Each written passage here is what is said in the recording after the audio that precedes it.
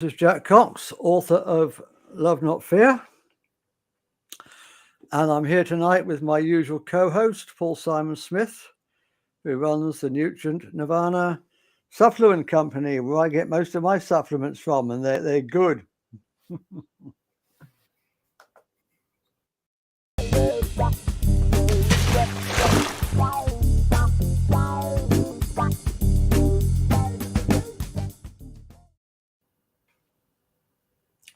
Well, I'm waiting for the replay, Jack. No, you're not getting one tonight. I'm getting better slowly. It's taking time, but I'm getting better slowly. He's proud of that intro. Yeah, well, it took a lot of work to make that. So you've been run off your feet with orders? Yes, mate. To be honest, it's got much busier over the last couple of weeks, which is great news. It's gradually building. I'm just finding it really hard to keep up at the moment because I make a lot of the products myself, and that can be a very time-consuming process. And then it's obviously running up to the post office every day, and plus now customers are asking me for advice on the phone, and that can take up hours in the day. So yeah. So I'm very busy, but very happy to be busy, obviously. It's always good to be busy, Paul. Definitely. What's happening up in your allotment? Not as much as I would like because of the reasons I've just given, but I did manage to do a little bit more digging at the weekend. I'd say the land is now 3/4 of the way ready to, being having seeds planted, etc. So hopefully by the end of this month we'll be up and running. I've got lots of pots with little seeds on the go now, and we're chitting our early potatoes and stuff. So it's all happening. It's an exciting time of year for the allotment. It's at the very beginning of it. Yeah, well, we're just breaking in land at the moment. We're just cutting down brambles basically and getting them out of the trees. Right. So the land you've taken over needs a lot of work first, does it, before you actually get around to? Yeah, it'll be a while. But we're going on to a permaculture system, so we're not going to do any digging. Wow. We're just going to do raised beds, fill them with cardboard at the bottom to keep the weeds down, fill up with compost. And we've got a good supply of compost locally. Yeah, as I understand, I've done a bit of permaculture myself before. It requires a lot of compost, doesn't it? As I understand, a lot of compost. Yeah, that's the one. It can get an expensive process if you're not producing a lot of compost yourself. In the first year, it's going to be expensive.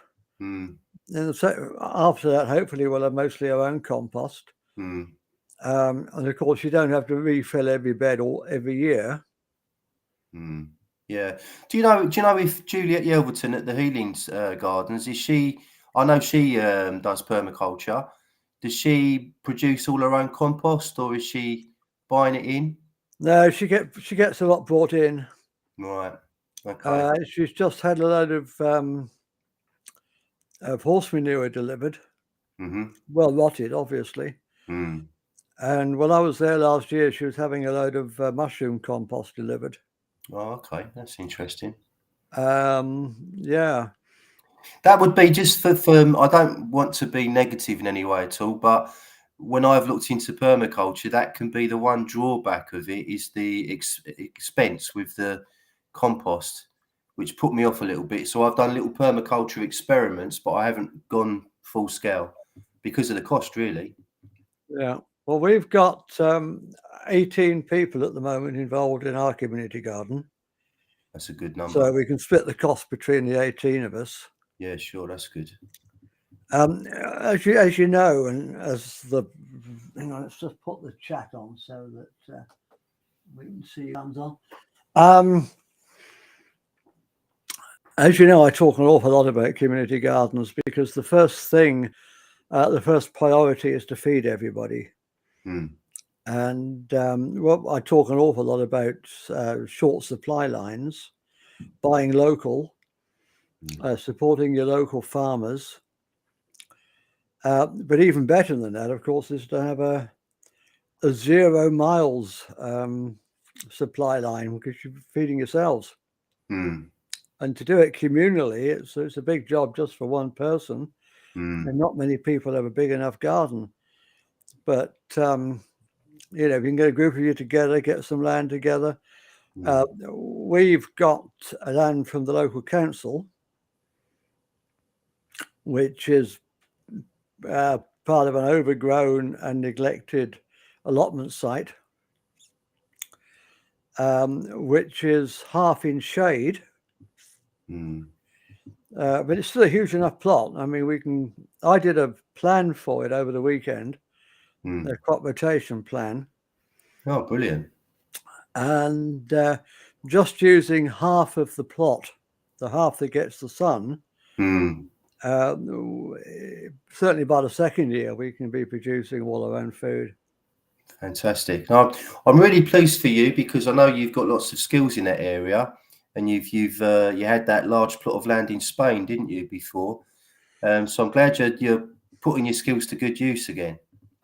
Well, yeah, I lived 18 years off grid in Spain, which taught me, 17 years, which taught me a hell of a lot about how to make do and mend. Plus, of course, the 9 years I spent on my canal boat since I came back to this country, living off grid, learning just how to survive on my own. I mean, to have a team of 18 people is a real luxury for me. I've been used to surviving just on my own. Yeah, it's a good number you've got there in your group. That will be a big help. How many you got in your group? Do you know what? I think it's about, I think it might be over 30 people. I was just thinking that, but I think within that group, within most groups really, you've got like a core sort of number of people that are, you know, really committed and want to do things, and then you've got a few kind of outsiders that are there just to, you know. So, but we've got a good sized group. So there's a member of our group that's still liaising with the council to try and find somewhere for us to do our community garden. So fingers crossed. It can be a long wait, unfortunately. Well, yeah. I mean, we were lucky because the guy that runs our local Stafford Resistance group is involved with, he runs an allotment site. And he was able to recommend this end of the site, which nobody wants because it's too much work.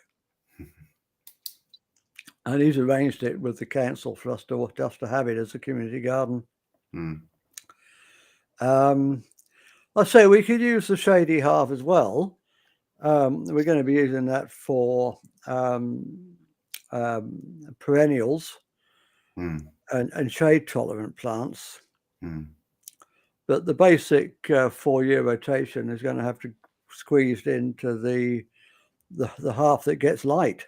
We've got a huge building to the west of us, massive building.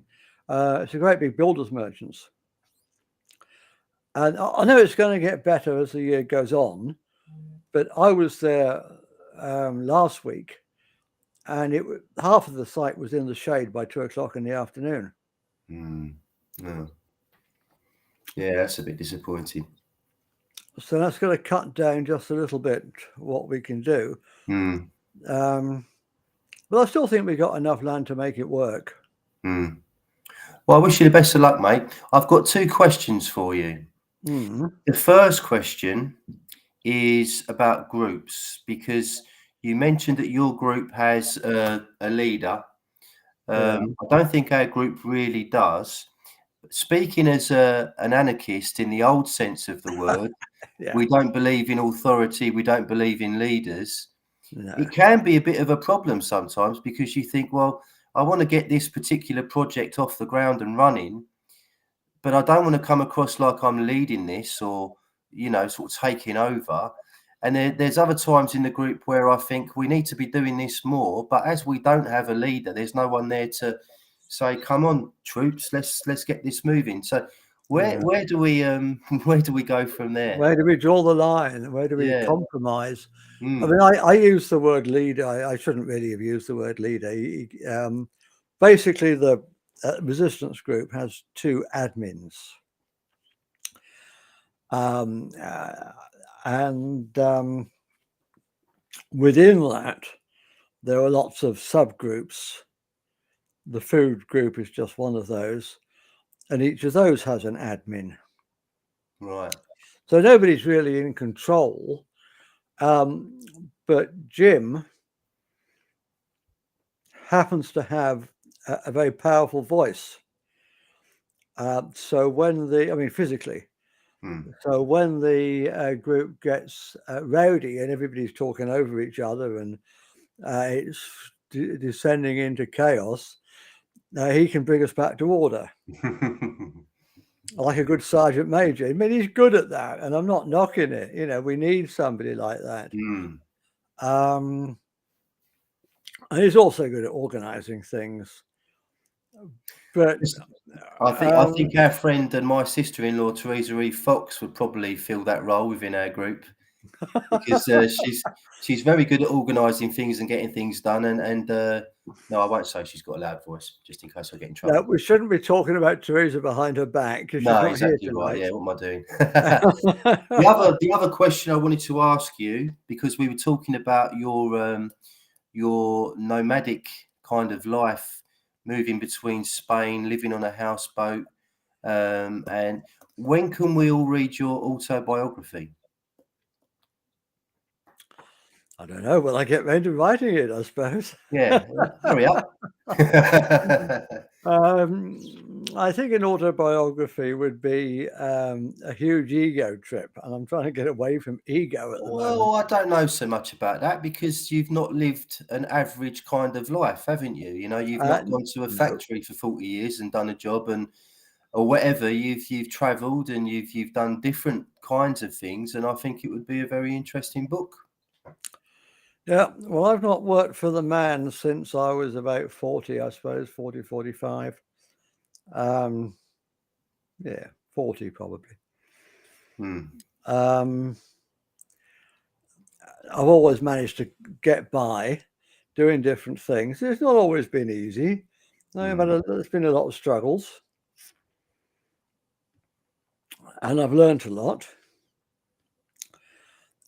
And I haven't only learned about how to survive and how to be self-sufficient and self-reliant, such as the time I had a nasty accident up on the site many years ago in Spain, when the ladder collapsed and I fell down and opened up my stomach over a nail that was sticking out. Oh dear! I had to sew it up myself. And wow. I mean, you get it's all good experience. Even that story is a chapter in the book, mate. Absolutely. But more than that, it's taught me about me,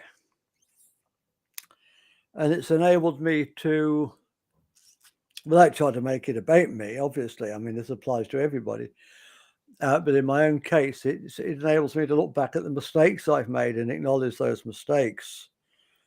And the mistakes I've made are normally with other people, and how I've done things wrong with other people. Within personal relationships? Within personal relationships, do you mean? Yeah, mostly, yeah, and business relationships. And I've just done, just like in the last half an hour, I've just done another video about triggering, where I go into some personal information. Just to use myself as an example, very much links in with the Dr. Joe Dispenza work. Are you familiar with that, Paul? No, I don't think I am. No, sorry. Right. Well, he looks at the chemicals in the bloodstream, the stress chemicals, stress hormones. Cortisol, yeah. Yeah, well, there's quite a few of the different ones, a whole mixture, and how we can become addicted to them.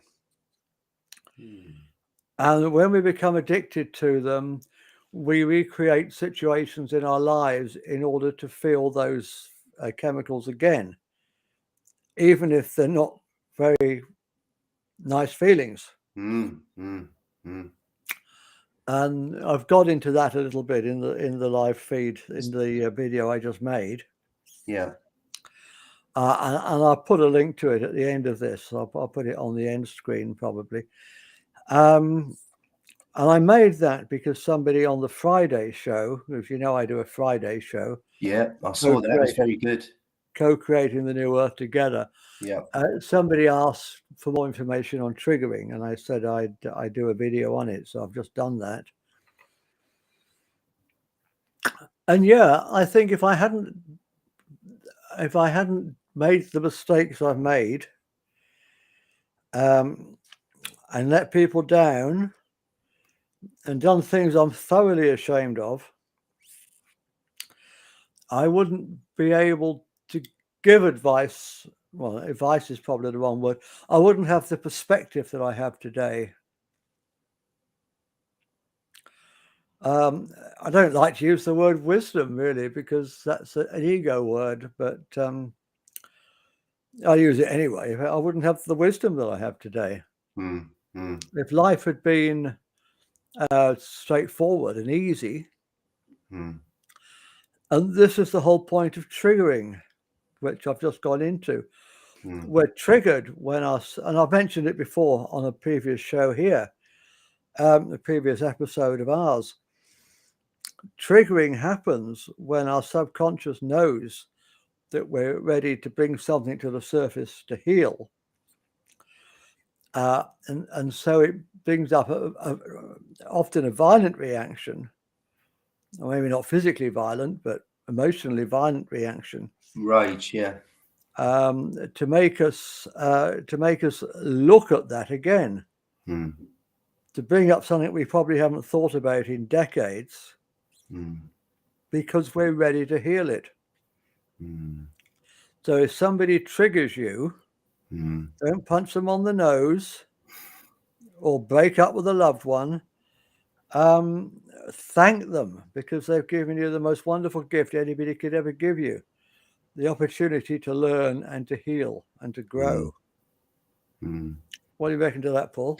I completely agree. I had a similar experience recently on social media. Well, more than one experience really, where I might be discussing with some friends on Facebook, for example, about what we've been through over the last 2 years and our viewpoints and how we're going to, stand up for freedom, etc. Then a friend of so-and-so will jump onto the post and say, "Oh, look, it's all you anti-jibby-jabby people. You make me laugh, you people. You don't follow the science, blah, blah, blah. I feel sorry for you, but you give us all a good laugh." That kind of thing, that's what was triggering me, if you like. The fact that somebody had jumped onto a post that was nothing to do with them and basically was there to laugh at people. And that really made me angry. But I spoke to Mabi, Bridget, our friend, because I noticed that this was getting the better of me, and I don't like something getting the better of me. So I spoke to her about it, and she's pretty much said exactly what you've just said about that. That it's revealing that the triggering is revealing something about yourself, possibly that you haven't dealt with or whatever, and in a roundabout way, it's a blessing. It's a lesson. So when did you feel not heard or disrespected in the past? Well, that's a question, isn't it? Many a time and oft. Yeah, I'd have to really think about that. Jack. I mean, but I took it on board, and I realised that I was allowing that person that was triggering me all the satisfaction that they wanted, that they were aiming for, they were going in there to trigger people deliberately, and so I've certainly learned at the time to pull back from that kind of a situation. You know, you're not going to be able to help someone with that kind of mindset. You know. No, but then of course we also get paid trolls who come on deliberately to do that. That's true, yeah. Because they're paid to do that. Can I just go back to a point you made a while ago about hormones? You said that we were addicted. We get addicted to our out of place hormones, out of balance hormones. I've never heard that before. That's very interesting. Where did you come across that? Right, Dr. Joe Dispenza, I'll put a link down to him below. Yeah, I'd like to read that. He's done a lot of work on that. It sounds very interesting. I'll put the links down below, and he's written a couple of books, or 3 or 4 books. Breaking the Habit of Being You, or something like that. It's the title of one of them. I can't remember offhand. And it ties in also with Dr. Bruce Lipton's work. Right, yeah. On epigenetics. Yeah, that would. That the genes don't, or DNA doesn't control our destiny. Genes can be, or DNA can be turned on and off depending on the environment that it's in. And of course, the environment that the DNA is in basically is the bloodstream. So depending on the chemicals that are in that environment, the flowing through the arteries, the veins. Yeah, that makes sense. And it also reminded me of a story told a little while ago by a man called Thomas Sheridan, an Irish guy that's got a channel on YouTube and Facebook called Beyond 313. And he was compiling stories about the Second World War in London when the Blitz was going on. The bombs were raining down on London. And he said as a consequence of that, you didn't know if you were going to live the next day. Yeah. And as a result of that, the cortisol levels were sky high. And as a consequence of that, the sexual energy in London was off the roof. And people were having the most amazing sex as a result of the hormones, of the stress hormones being like catastrophically high. And I found that very, very interesting. And now that has coincided with what you were just saying. It's very, very interesting. And to be quite honest, I've had a day-to-day of talking with clients about menopausal issues, hormonal issues. So at the moment, I'm learning a lot about this side of health. And of course, it's a very big thing when it comes to the menopause, the hormones. So yeah, I'm glad we've had this conversation today, Jack, because I'm going to look into what you suggested. It's very, very interesting subject.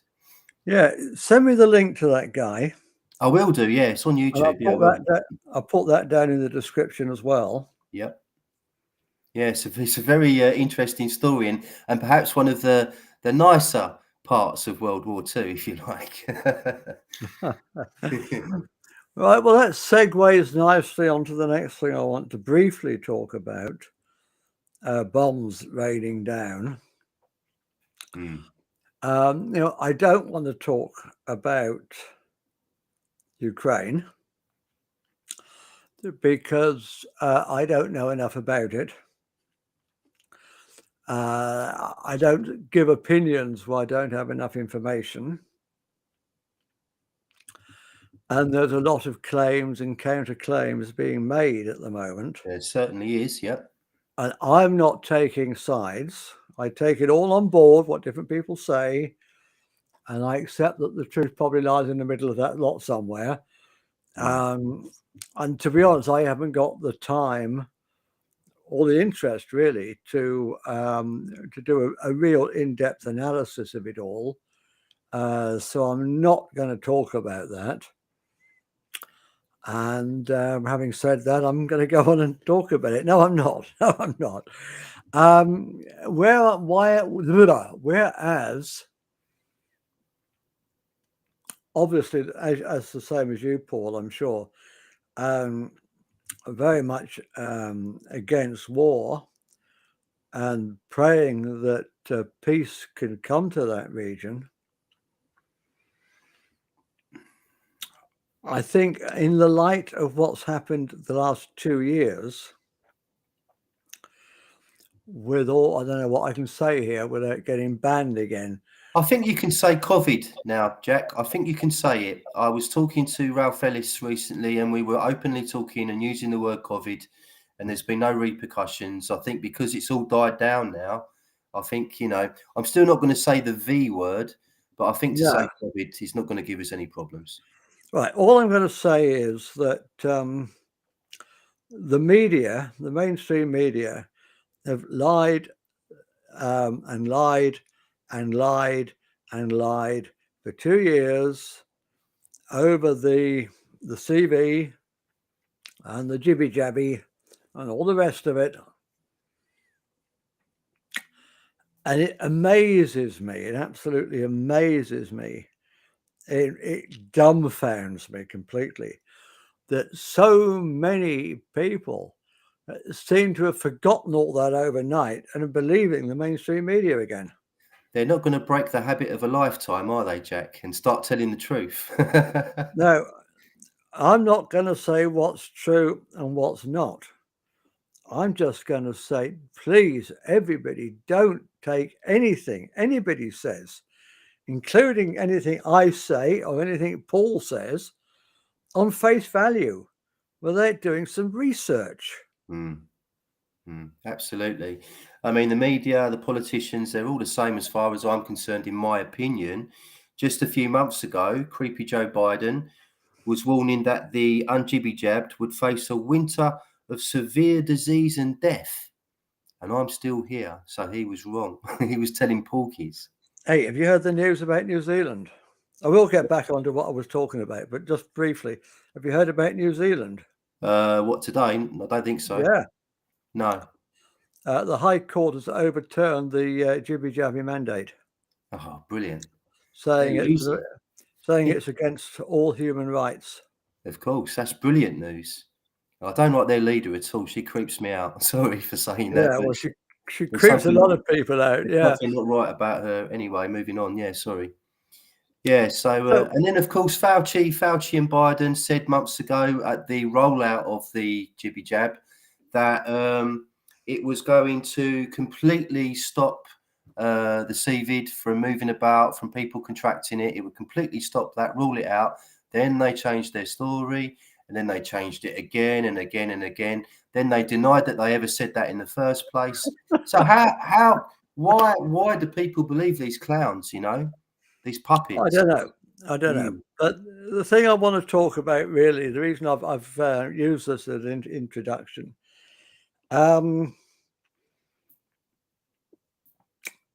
we think about 8.5 billion people living in the world. Now, I want to just suggest the possibility, just think about the possibility that one universal soul is living in 8.5 billion different worlds. That we all create our own reality. And although there may be quite a lot of overlap, the world I live in and the world you live in isn't the same world. I mean, yours and I are very similar, loads of overlap. The world that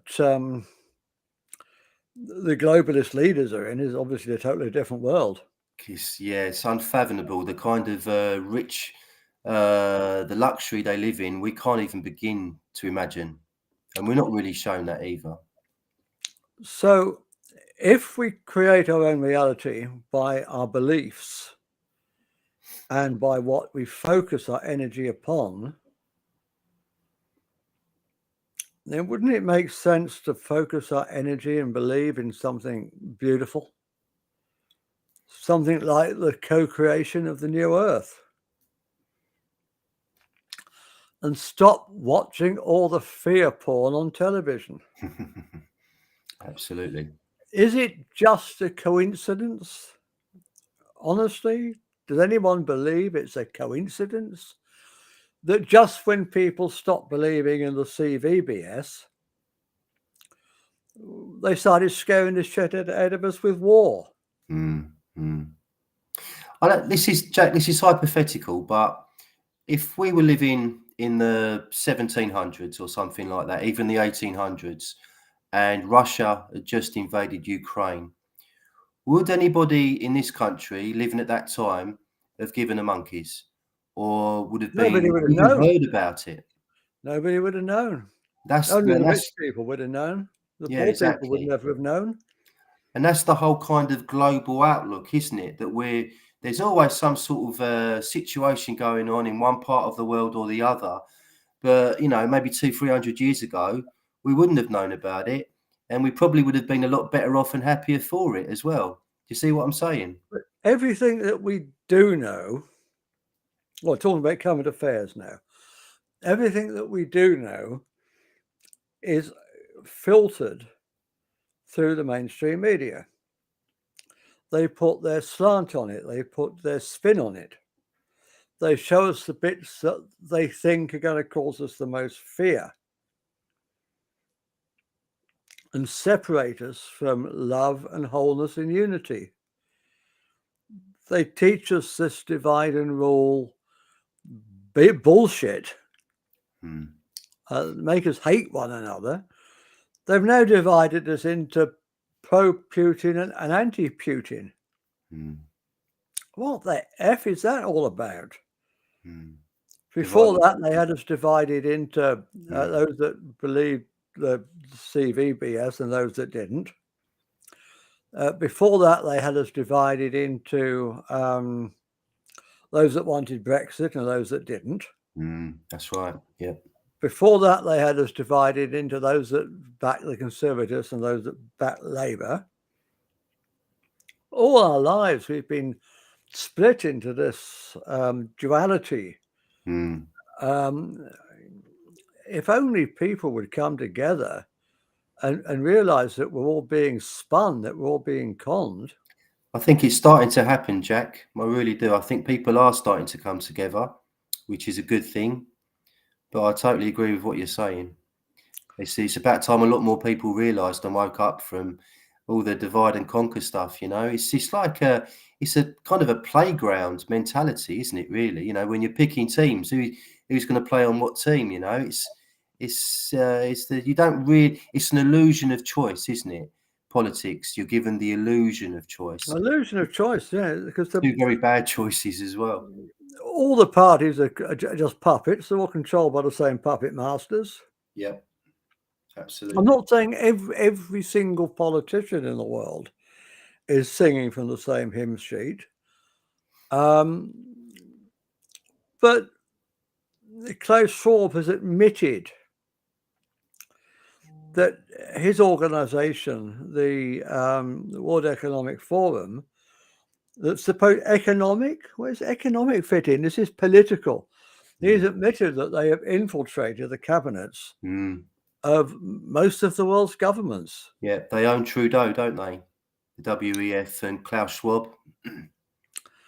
Yeah, and well, lots Morrison as well, I think, in Australia. I'm not going to mention names here, but yeah, lots and lots and lots of different world leaders. They've all been through this Young Leaders program run by the World Economic Forum. Before that, we had, what were they called now? It was an organization, a charity, Common Purpose. Common Purpose? And Common Core in America. Yeah, I know. They're in charge of the education system, aren't they? A lot of what goes on in the education curriculum. Yeah. But anybody who wasn't any local politicians, I'm talking about in Britain now, any local politicians that weren't singing from the globalist hymn sheet was sent on Common Purpose training days. Having their minds reframed. A very, very dangerous charity. Yep, totally agree. Yeah. It's all part of the same. It's all part of the same agenda. I mean, I put up a post recently. National borders, love them or hate them, they are all that's separating us from a world totalitarian government. But having said that, I also have to acknowledge that the different nations of the world no longer have any sovereignty. They've all been infiltrated by the World Economic Forum members or other globalists. All the parties have been infiltrated by globalists. Even the grassroots party, like the Greens. I used to support the Greens. Yeah, so did David Icke, didn't he? Back when it was the Ecology Party under Jonathan Porritt, I was a very active member. But even you look at their last 2 or 3 manifestos, they've been totally infiltrated by Marxist globalists. It's all very centered around that type of thing, isn't it? Just changing the subject very, very slightly. I had a very interesting conversation. You'll find this interesting, I think, Jack, with Ralph Ellis last week with regards to something we've spoken about before in this channel, the Tartaria idea theory.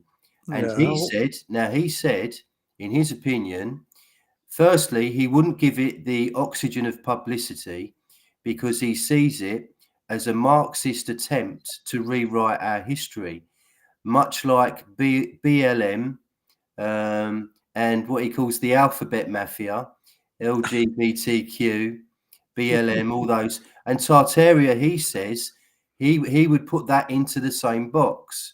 And it's an attempt, and it's a typical Marxist strategy to rewrite your history, so you don't know where you haven't got any roots, you don't know where you've come from, and you start believing in stuff that isn't real. Now, I've taken that on board, and I'm not going to stop investigating it myself because the Tartaria thing incorporates so many different things that it's plausible that some of it could be correct and some of it could be BS. So I'm going to carry on down that road for now. But what you were just saying reminded me of what Ralph said about Tartaria. I'd never believed in that particular theory, but no, my missus didn't either. She's normally right as well. I mean, the whole Marxist globalist agenda is to destroy our sense of identity, to make us doubt our agenda, to make us doubt the validity of our nationalities, our national identities, to make us doubt the validity of our religions. Do we need national borders, Jack?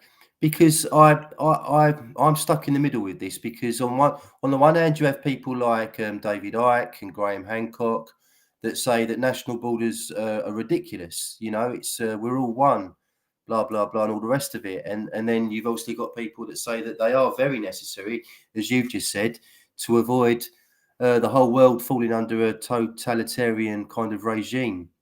So where is the truth of the matter with that, would you say? Well, the thing I write about in my book is that we need national governments for now and national borders for now, because otherwise, as I just said, it's all that separates us from a totalitarian world government. In order to take down all the borders, and I would like ultimately to take down all the borders, we first have to move beyond our need for governments. When we no longer feel the need to be governed at all, when we take back our own individual sovereignty and organize ourselves into local groups, then we can take down the borders. But what I say in the meantime,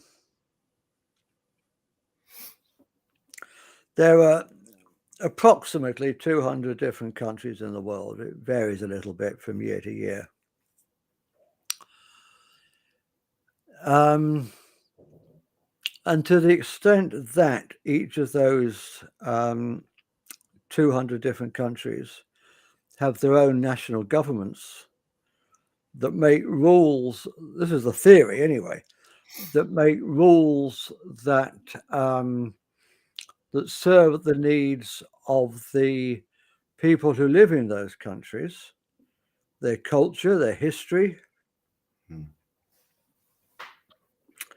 And this is why I believe that all national governments must have sovereignty, not give it away to supranational organizations such as the World Economic Forum or the United Nations or the WHO. To the extent that every country can be unique with its own laws that suit its own people, then if we have free movement of people, if everybody is free to settle in any country that they like, provided that they love that country just the way it is, and they don't want to change it, and they respect the people who were there before them, that to me is the key. Establish 200 sovereign nations, or let's get back to 200 sovereign nations. All different, or unique, or special. And let people choose where they want to live. Yeah, that makes a lot of sense.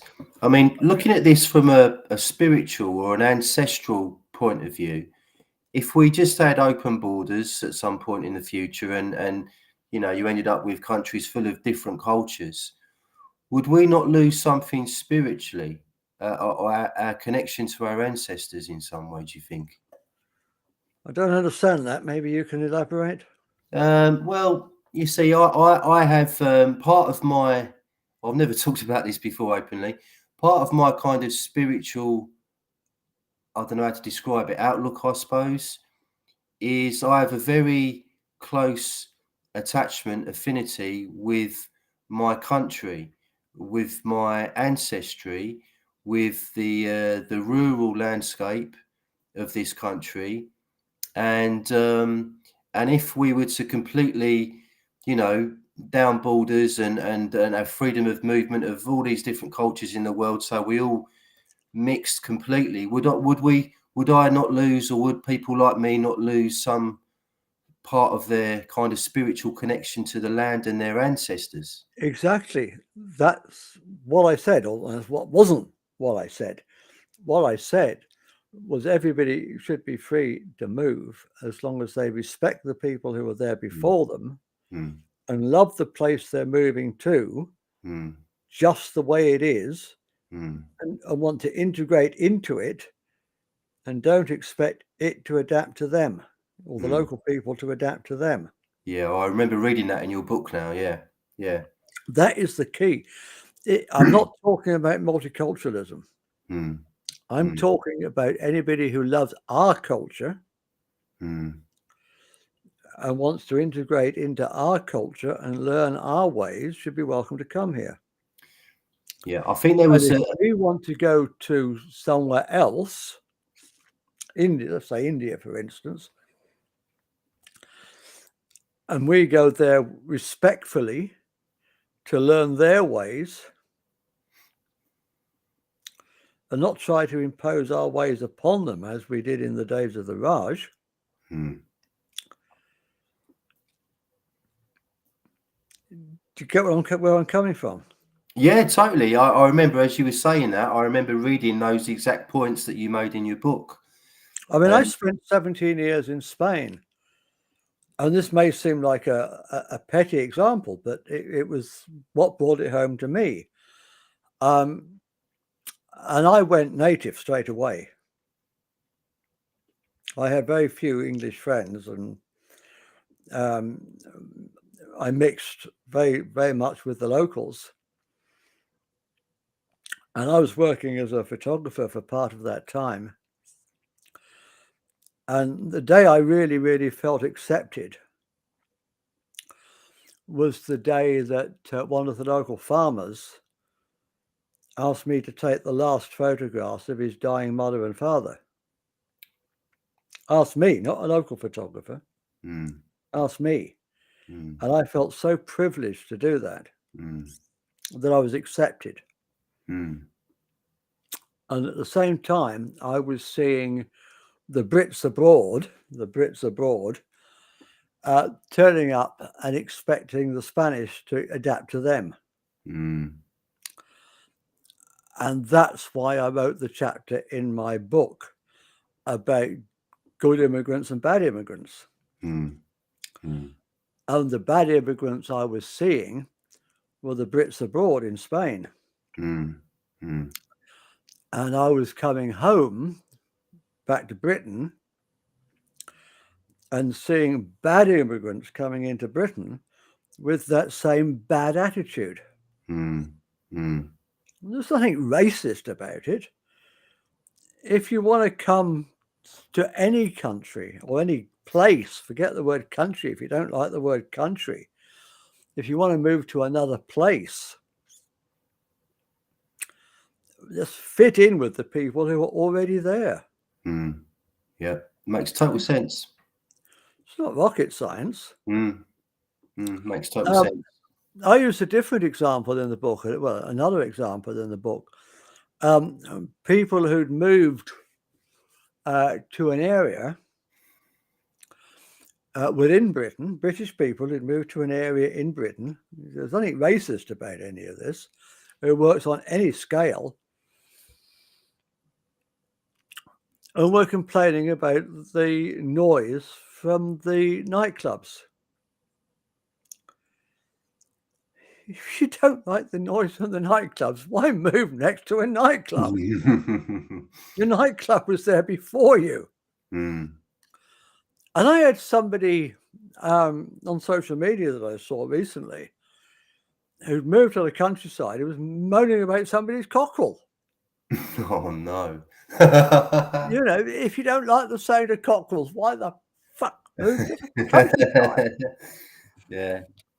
And this is why I get so, I get branded as a racist, and I'm not. There's nothing racist about any of that. Well, I guess, But one of the examples I give involves race. There's a guy whose name I can't remember now, Pakistani bloke, I think, or Indian bloke. I can't remember his name, who put up a very, very good video about 5 years ago talking about his own country people moving to this country and not integrating, and saying, if they don't want to do this, why the fuck do they come? If they don't want to do this, why the fuck do they come? And I got branded as a racist for sharing that. That's crazy. But that's just one example of this whole bigger principle that whether on a national or a local scale, if you want to move, but respect the people who were there before you and integrate into their way of life. Don't come to set up a nation within a nation. I don't see anything racist about that. No, we're on the same page there, Jack. Totally the same page. I remember, like I say, I remember reading your book at the time and reading that passage and completely being in agreement with it and wanting to speak to you. after reading that bit, because I thought there's somebody who gets it, who knows Yeah. what. Because to utter these thoughts that I've had, you worry that you're going to be branded a racist, and I'm not a racist at all. I love different cultures, but Yeah, so do I. multiculturalism is monoculturalism, in that there will be no culture. It's just a giant blob, and people are a lot more easy to control in that kind of a situation as well, I believe. So I like the different cultures. That's the whole point behind this this Marxist globalist agenda. Destroy our sense of identity on every level. Yeah. And No, they I've preach. got nothing against anybody, any adult who wants to have a sex change operation. If you don't feel comfortable in your body, go and do that. But don't tell tiny kids to go and do it. That's ridiculous. Yeah. I've got a friend of mine. I probably won't mention her name here because, well, I haven't asked her permission to mention her name, so I won't mention her name. Her son was born her daughter, but that girl decided to change her gender when she was old enough to do so. I'm not against transgender. I'm against indoctrinating little kids. And I'm also against, I've got to be careful what I say, because people have been done for hate crimes for saying, well, the common sense I'm talking about now. I'm against people changing their gender so as to cheat at sports. Yeah. Yeah. I mean, it's a difficult subject to talk about too much on air, but I just think if you have the operation and you become a woman, for example, well, that's my whole point. You haven't become a woman just by having attaching parts to yourself and injecting yourself with hormones does not make you a woman. That sells womanhood, if you like, short by miles and miles and miles. It's an insult to women, I think, to call yourself a woman, because you're not, So it doesn't. I mean, I well, not often. I used to go often and go occasionally now, because I'm very friendly with them. I use the cafe at Tesco's, and I got there last week on a Friday or a Thursday, whenever it was, and one of the waitresses there was very, very upset, very distressed, and I said, "Look, what's up?"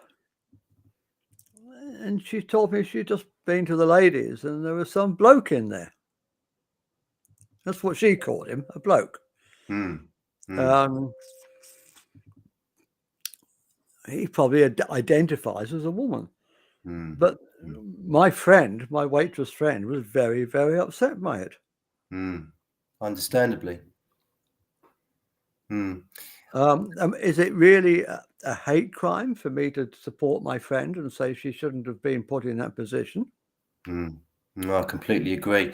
It's interesting going back to children as well with this subject, because I have a 10-year-old niece. When she was about 5, her mum, my sister, took her to the library one day, and one of the librarians was a transgender person, shall we say. And my 5-year-old little niece noticed that person and looked up to her mum and said, "Mum, why is that man wearing a dress?" And that she knew the 5-year-old kid could see straight away that it was a man, and it confused her. It was really confusing, and so it took quite a lot of explaining. And on a 5-year-old, that can be quite a difficult thing to get to experience and to go through. No, I completely respect and uphold the right of any sovereign human being to do whatever they want to do with their own body. I'm not trying to restrict anybody's sovereignty here. I'm just calling for a little bit of common sense. It's gone too far. The agenda's gone too far. Well, that's going back to Marxism, isn't it, Jack? You know, Marxism is the complete opposite of common sense. You know, it's inverted, isn't it? Everything's inverted and back to front. Yeah, let's just see what the time is. Oh, we're doing quite well. Yeah, we're only 5 minutes off the hour, mate. No, didn't you say you had something to prepare that you just wanted to do? No, I did. I saw an article by a guy called John Rappaport, who's quite a big name in the independent alternative media, whatever you want to call it.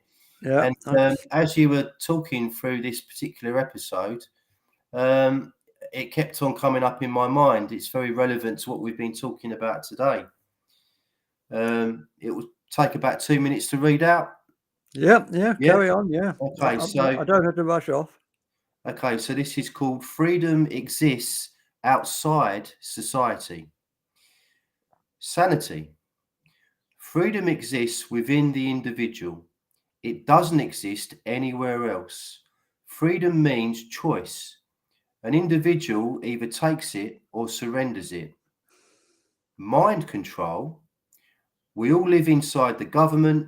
The first fact of existence is we live inside something, and that is a lie. As the worldwide freedom protests against COVID restrictions expand, I'm reminding people of a few basic truths after decades of press and government brainwashing. Freedom, of course, is a natural fact beyond the need for government permission. It exists outside the territory of government. No, we don't live inside the government. The truth is even more extreme. Freedom exists outside of society. Society is not an entity that encircles and surrounds freedom. Society is an organization. Freedom isn't organized. Heinous slogans like, "We're all in this together," are meant to redefine society and give the impression that we naturally exist inside it, but we don't. "We're all in this together" is a tribal maxim. Even there, it's a con, because the tribal leaders use it to enforce loyalty and submission. When you know that, you know a great deal about freedom protests and government pushback. The government is saying, you already exist within our territory. To protect you and keep you safe, we're restricting you. Naturally, you'll comply. If you don't, you're a criminal. If you persist in your non-compliance, you're a terrorist. You're an insurrectionist. That's a fantasy cooked up by the government. Ultimately, on the physical level, it's enforced by government personnel with weapons. That's how it becomes real. The major everyday strategy the government uses is the proposition: everybody lives and works and thinks inside society, and society is regulated by the government. Society is the primary fact every person is born with. That's a lie.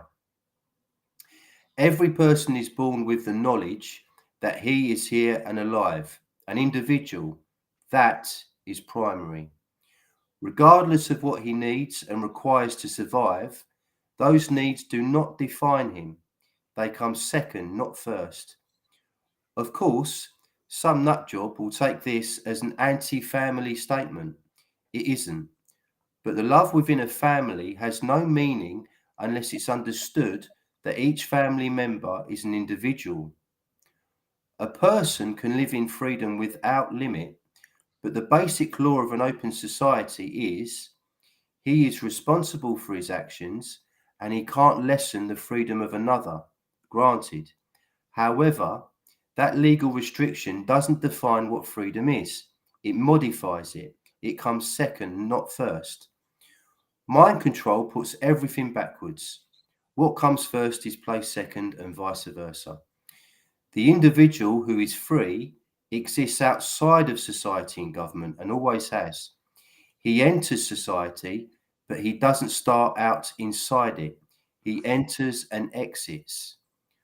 Once that is clear, everything changes. This is more than the issue of who physically owns space. This is who thinks of space as open and who thinks of space as closed. The space of government and the space of society are not the space of freedom. Every criminal knows this. But the criminal violates the basic law of society by diminishing the freedom of others. When the rest of the population is so cowed and brainwashed that it doesn't even know what the criminal knows, we're cooked. The crazed government of Canada is in a panic because the people are waking up to the fact that freedom exists outside the government, and the truckers have suddenly become a potent force that performs instant surgery on mind control and lops it off. Space, the final frontier, and it's open, not closed. It's not inside the government or society, it's outside. A reasonable society is a society where real debate can take place.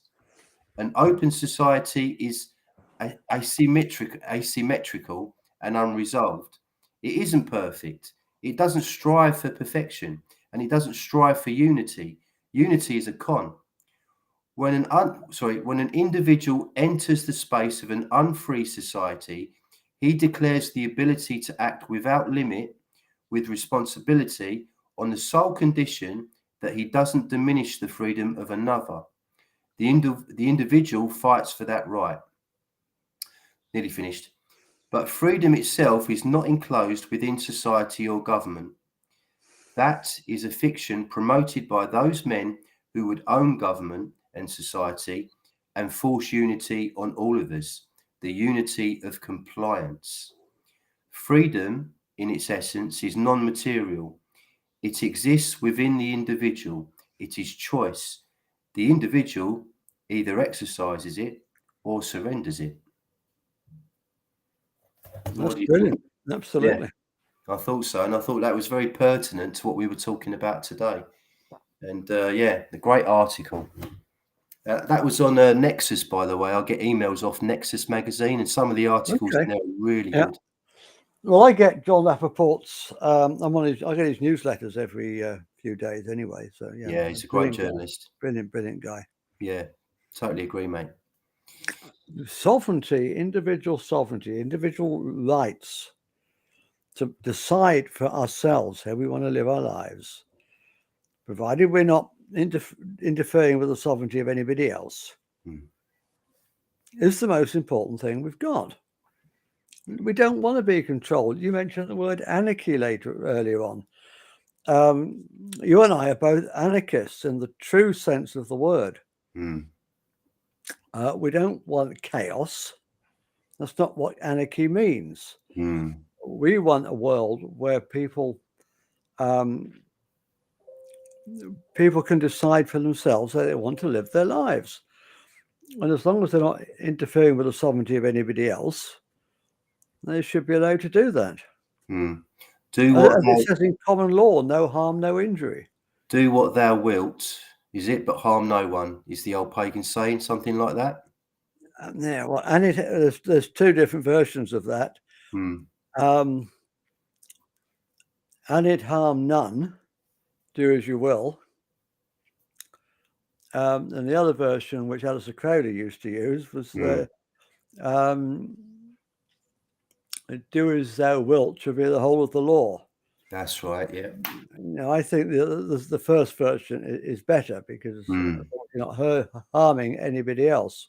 And of course, that doesn't mean any other person. It means any other thing. No animals, no plants.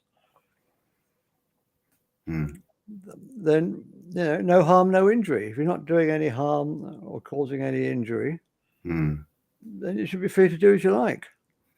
Yeah. What is allowed and what isn't allowed, I don't like that word, but allowed, it should be decided on the most local level possible. So if you're in a community of people, the sort of community I'm advocating, which is community gardens thrown open to people with other skills, just to help each other. then they can have a meeting and decide what goes and what doesn't go. It doesn't need to be imposed from above. I'd rather have it imposed by a national government than some supranational world government. I'd rather have it imposed by a national government than a supranational body like the EU, for instance. But I'd rather have it imposed by the county council than the national government. And I'd rather have it imposed by the town council than the county council. As local as possible and as small scale as possible. And as controllable as possible. I saw Max Egan this week on BitChute. He's quite a famous guy on the alternative scene, and he said whenever government does something, it's always for the primary reason of gaining more control over people. Absolutely. Every time they do anything at all, it's always for that primary reason of getting more control. I hear that he's escaped Australia and moved to Mexico. Yeah, I think he wants to move back at some point, but it got to the point for him where he had no choice. Basically, he was being harassed by the authorities. He was having his bank account seized and all sorts of different things, and so he legged it basically. And I think he wants to go back, but he's broadcasting out of Mexico. He walks around this beautiful place called the Secret Garden, which is where I think it's near Acapulco. Okay. Where they're having an event very soon. It's like the big event on the alternative scene in I can't say it. Say it for me, Jack. I'm not going to say it either. No. Acapulco, I think, is what I'm trying to say. Anyway, for about an hour each week, he walks around this beautiful place called the Secret Garden. It's absolutely stunning, and he just talks what he's thinking about and adds in some very, very interesting and sometimes very clever clips into it as well. It's well worth watching. It's on BitChute. You won't find it on YouTube for obvious reasons. It's completely uncensored. But well worth a watch. He's a very interesting guy. Yeah, I think we might need to move this channel too. Well, I briefly started to upload some of my interviews onto BitChute, and I found the whole process really, really difficult. I'm not a tech head. You know more about me than technology, but it was a much more complex process than it is on YouTube. So, and I wasn't getting anywhere near as many views as I do on YouTube, so I just gave up. But yeah, at some point it might be necessary. I mean, the trouble is, I think with YouTube is that it gets such a bigger audience than Odyssey, Brand YouTube, BitChute, and all these. And that's a shame, really, because it would be good if we had more freedom of speech and those platforms got more viewers. So yeah, I would entertain the idea, definitely. Yeah, I tried Brand YouTube when it first came up, and I found it unusable. Everyone said that, including Max Egan, funnily enough. But I think he said recently that it's improved. I think at first you could only put on like 5-10 minute videos, whereas now you can do much longer videos. I think so. Yeah. Right. Well, I think we've had a good hour and a bit. Yeah, I enjoyed that, mate. That was a good old natter. A good chat, and you were on form today. You were very, very. You're always on form, but you were very good today, mate. I really enjoyed listening to you. That was very interesting. Yeah. So same time again next week, eh? Same time again next week. Could I just shameless plug? Can I just say we haven't really covered the Ukraine-Russia situation for reasons that Jack stated, and I'm in complete agreement about that. However, if you do want to follow the situation, I've recently interviewed Ralph Ellis on the Ukraine conflict, and his take on it. He's lived in Russia for many years. Was very, very interesting, and I highly recommend that you check that out on my channel. Okay. Yeah, we'll do. Okay. Cheers, Jack. While we're talking about plugs, don't forget my show on a Friday, Co-Creating the New Earth Together, on this channel. At this time, 6:30 on a Friday. Go back and watch the last one because it was really good. Oh, the last one was brilliant. It was with a brilliant lady who teaches shadow work. And we got a lot of viewers on that, and a lot of likes, and some new followers, and that was really good. This coming Friday, I'm interviewing Claire Johnson about her community garden in the Wirral. Oh, brilliant. So you're all welcome. Please come along and comment and ask questions. I don't know whether it'll be up in time for this Wednesday, but I'm working on ways to include a phone-in. What do you think about that, Paul? It's like the old days, isn't it? Phone-ins. That'd be quite good. Yeah, make a change from trying to get the comments up on the screen, and yeah, that's a bit old school, but I like the idea very much. Yeah. Yeah. Well, hopefully I'll get that up and running later this week or in a week or two. Great. Yeah. Great talking to you, Paul. Last thing, history, health and well-being on a Thursday night with me and Teresa, where we'll be giving Tartaria the oxygen of publicity. I hope Ralph's not watching this. Because don't tell Ralph. I'm not completely done with it yet, so we'll still be going down that road a little bit further, and we'll see what develops. That's on a Thursday at 6 o'clock, I think. Brilliant. Okay. Cheers, mate. Namaste. Namaste.